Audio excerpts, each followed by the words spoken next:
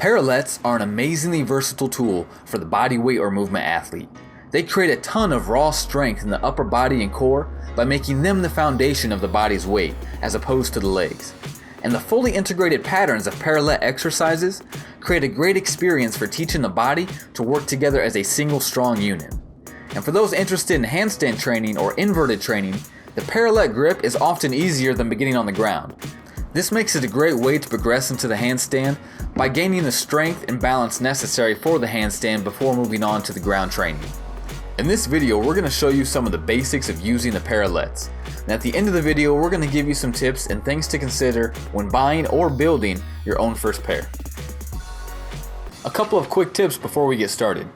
If you don't understand how to pack your shoulder blades already, try this exercise in order to get a feel for it. This is a necessity for most types of body weight movements that require upper body support. You're going to pull the shoulder blades into a low, central position and then hug them into the back by the attached muscles, especially the serratus and the rhomboids pictured here. This creates a strong connection between arms and core. Try this itself a few times until it feels natural. And number 2, you want to be sure to warm up your wrists as they will be getting a good workout trying to support your body weight. Move them through their full range of motion and possibly some gentle stretching. There are 4 main movement patterns I usually recommend to beginners on the parallettes.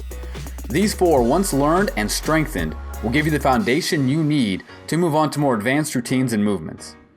Number 1, the tuck sit. The tuck sit is the first thing you're likely to do when you get your parallettes. Space the bars roughly shoulder width apart and kneel between them with your hands gripping the bars in the center. Now pick yourself up off the ground by pushing through your hands, straightening your arms, and as you come off the ground, tuck your knees into your chest. Keep your shoulders above your hands and your back fairly straight. Initially, this can actually be a pretty good shoulder and core workout in and of itself. Number 2, the L sit. In the same starting position as before, lift yourself up. Only now, instead of tucking your knees, straighten them out in front of you and off the ground. Your body will take on the shape of an L, and your abs and hip flexors will be tensing in order to hold the weight of the legs. Try to keep the back straight. Number 3, the tuck planche. This time, you're again going to tuck your knees into your chest, but instead of the back being vertical, you're now going to hold it horizontal. Get into the same starting position, tuck up the knees, and tilt your head and your shoulders forward. When you reach horizontal, stop and hold.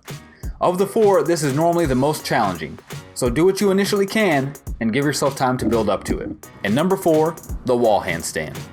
Set the parallettes up against the wall and grab the bars closer to the edge than before.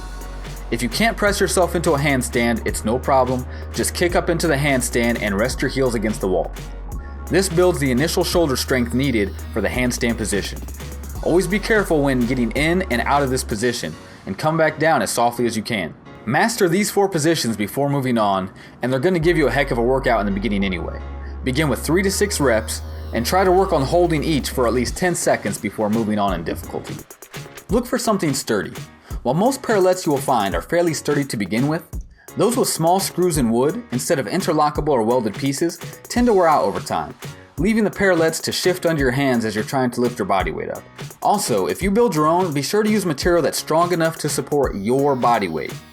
I use PVC quite often, but I'm also usually under 160 pounds. Number 2, height. The height of the parallettes will make a big difference for most beginners. In the beginning, it's not uncommon to have strength issues in the hip flexors and flexibility issues in the posterior chain. Because of this, a short pair of parallettes often leaves little clearance from the ground for the beginner to practice. Number 3, portability. Part of the joy of training with parallettes is that they can be taken just about anywhere, even fitting neatly in luggage. If this is something that you desire, be sure to get a pair that can come apart easily for transportation. Number 4, cost. Parallettes can be anywhere from $30 all the way up to $200 and more, depending on size, strength, and material. Building your own is likely to run you at least $30 and probably some time to buy the material and put it together. So be sure to choose a pair based on your own personal budget and time restrictions. If you're interested in buying your first pair, then below I went ahead and posted a link to a quality pair of parallettes that are sturdy enough for even a very large individual with enough clearance for a beginner and easily portable with the removal of a few bolts. Well, that's it for today.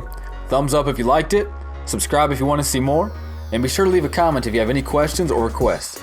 Until next time, keep moving everyone.